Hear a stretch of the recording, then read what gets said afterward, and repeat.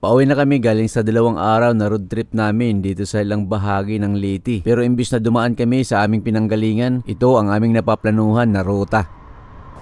Ang Albuera-Burawin Connection Road. Mula sa Albuera hanggang sa Burawin may haba itong 36 kilometers pero dito dadaan sa kabundukan. May ilang bisis na rin nilang nadaanan ito gamit ang kanilang motorcycle pero ako hindi ko pa na-experience to kaya excited ako. Pero hindi ko alam na ganito pala yung aming madadatnan.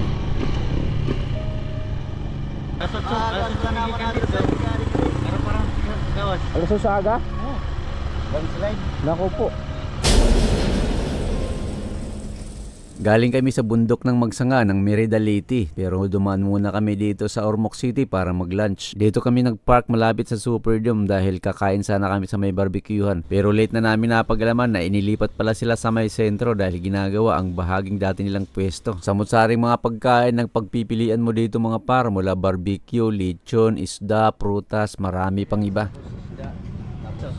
Gurumon. Ito. Plato. With gusto, kaukuhan. Ato, pansit sa dagat. Diri. Oo, pansit sa dagat. Pagkatapos namin kumain, umikot-ikot muna ako tapos nakita ko to si Ate Maricel. Napakabilis niyang gumawa ng puso na yari sa dahon ng niyog. Alam niyo ba, paggawa niya sa isang piraso ay umaabot lang sa 18 to 20 seconds. At isang araw nakakagawa raw siya ng 2,000 piraso. Ito nga pala ang pinaglulutuan ng kanin na uso dito sa Eastern Visayas na may presyo na 5 hanggang 10 piso bawat isa na masarap iparis sa barbecue. Ano po kayo ma'am? Mag-ano kayo? Magkatrabaho. Pagkatrabaho. Pagkatapos namin kumain at makipagkwentuhan, preparing na sana kami papunta sa Albuera pero biglang bumuhos ang malakas na ulan. Medyo napatambay muna kami dito sa gilid ng paaralan. Isa talaga sa mga advantages kapag meron kang U-box o kaya waterproof yung bag mo dahil hindi mo na kailangang isilong kapag umuulan. Alam niyo ba na nasa ilalim ng bag na yan ang mga drone at ibang camera ni Sir Manny? Pero walang problema dahil safety talaga sila. Napakamahal din ng bag na yan. Grabe lakas ng ulan pero may kasamang hangin Pag-upa ng ulan, bago kami tumuloy sa Albuera, dumaan muna kami dito sa racetrack ng Ormoc City. Palagi na kami nagtitrail pero hindi ko pa talaga nasubukan dumaan dyan. Kaya sinubukan ko na mga par. Maraming bisis na rin ako lumipad sa trail pero hindi ganito mga par. Medyo nakakatakot din pala magpalipad ng motor kapag maraming nanonood. Kaya hindi ko na tinuloy at ako na lang yung nanood.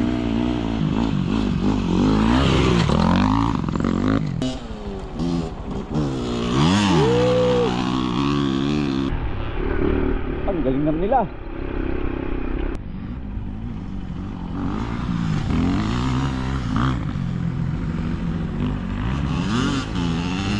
Dumiretso na kami para pagkarating namin dito sa may Albuera, Leyte, hinanap namin yung cruising papunta sa taas. Ito yung unang bisis na nakita ko ang bayan ng Albuera, Leyte dahil nung unang paglibot namin dito, gabi kami nang dumaan. Maganda rin pala ang bayan ng Albuera, Leyte. Sayang nga lang at nagmamadali kami dahil medyo hapon na aakyat pa kami ng bundok. Mga par, kung mayroon kayong mga isasuggest na pwedeng bisitahin dyan sa Albuera, baka naman paki-comment sa baba. Hindi namin namalayan na lumagpas na pala kami sa cruising sa kalsadang gusto naming puntahan. Hindi ko na nga alam kung anong lugar na ito pero lumagpas lang kami ng konti ng bayan. Sa mga magtatanong kung saan ito liliko, hanapin nyo lang ang Albuera Ice Plant. Medyo may mga sira-sira ang ilang bahagi sa may bungad ng kalsada dahil siguro sa mga malalaking truck na dumadaan na gumagawa sa taas.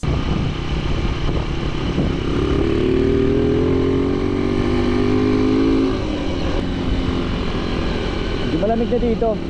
Mga mapupuno na kasi.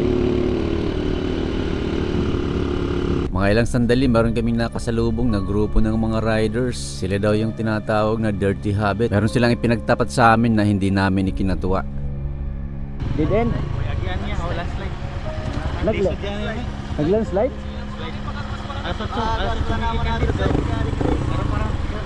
Alas sa aga? Landslide. Naku po. May landslide pala ang ginagawang bahagi ng kalsada sa may taas. Galing pa daw sila ng Tacloban City. Sinubukan nilang pilitin at ibaba ang kanilang motorcycle. Akala nila kakayanin. Pero late na nilang nalaman na malala pala yung landslide. Natrap sila at hindi na makabalik dahil matarik ang kalsada. Kaya tinuloy na lang nila kahit mahirap hanggang maghapon. Opo. Dirty habit kami. Dirty habit? So nag-trail ka mo permi? Very good. Ayon sa mga impormasyon naming nalaman, hindi nga talaga kayang akyatin ngayon. Pero itunuloy pa rin namin dahil gusto naming makita sa personal ang tunay na sitwasyon. Bago pa lang kami makarating sa may landslide, nakaka-relax na ang mga views dito. Kaya i-enjoy muna natin ang napakagandang mga tanawin bago tayo ma-stress. Pagdating namin dito sa may mga bahay, biglang manok na tumawid, muntik na maulam. Sayang, hindi pa naman ako kumakain ng manok.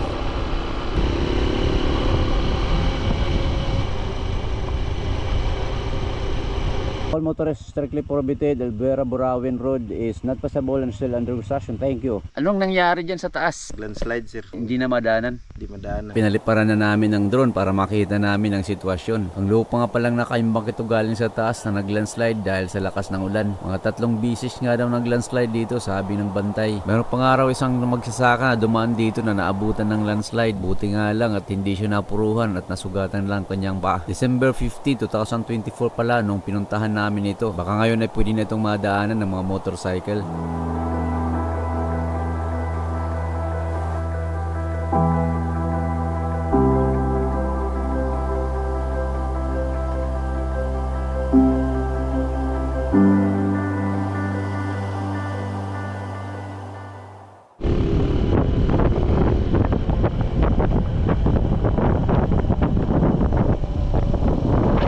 Bumalik kami at nagdesisyon na dito na kami dumaan sa baybay papunta ng Palo. Entering na kami dito sa Visayas State University. Mga ilang beses na rin namin ang pag-usapan ni Sir Manny yung pinakapataas na bundok sa gawing ito.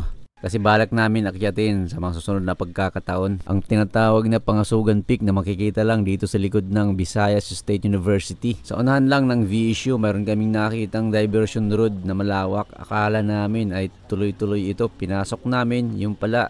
Ang ganda ng plantation ng kanyang alamansi paro, nasa dike. Magandang ideya, no? Tapos putol pala ang kalsada dito, hindi pa tapos. So babalik naman kami par. Bypass road sana to. Bago kami makarating ng baybay, meron kaming nadaanan na restaurant na tinatawag nilang Minahal Kita. Nag-early dinner kami dito dahil gagabihin kami ng biyahe, baka wala na kaming makitang kainan mamaya. Racetrack paro. Minahal kita. Minahal kita. Oo, ikaw. Early dinner kami ngayon par. Oras ngayon siguro mga alas 5 na siguro. Hindi, mga alas 4. Dito kami sa resort and restaurant. Tapos dito may tulay ang ganda Kanina may nag-race doon, hindi namin naabutan. Tubig kaya yan or dagat? Maganda rin dito pero nasa riverside yung early dinner namin. Midnight rides mamaya. Crispy na may pata. Crispy na may pata. Reward ini park. Reward ini park. Ang saka-saka pa kaninang kuam. Mga alas 6 na siguro nang makalis kami dito sa restaurant dahil pinahupa muna namin ng ulan. At hindi na rin ako napag-video pagdating namin sa may baybay dahil gabi na. Dumiretso na kami hanggang sa makauwi kami ng bayan ng Palo. Wala namang problema kahit magbiyahe ng gabi dito sa Leyte dahil napakakinis ng kanilang kalsada. Dito na kami sa vlog. 6:57 kita lang makasama vlog. Pira kami. 6:37. 14. Oo. 1 hour mahigit. Isang oras. Dito na ako nagpalipas ng gabi sa Palo. Kinabukasan na ako umuwi sa Samar. Walang naging problema kaming biyahe except lang sa umaulan-ulan. Nakaka-enjoy mag-drive yung mga kalsada dito. Tanggal ang stress mga par. Abangan nyo naman ang aming 3 araw na biyahe dito sa Giwan Eastern Samar. Mag-i-enjoy kayo sa sunod ng mga videos at marami kayong matututunan. Maraming salamat sa panonood mga par. Huwag kalimutan mag-follow at mag-subscribe sa YouTube channel ng Life Parn TV.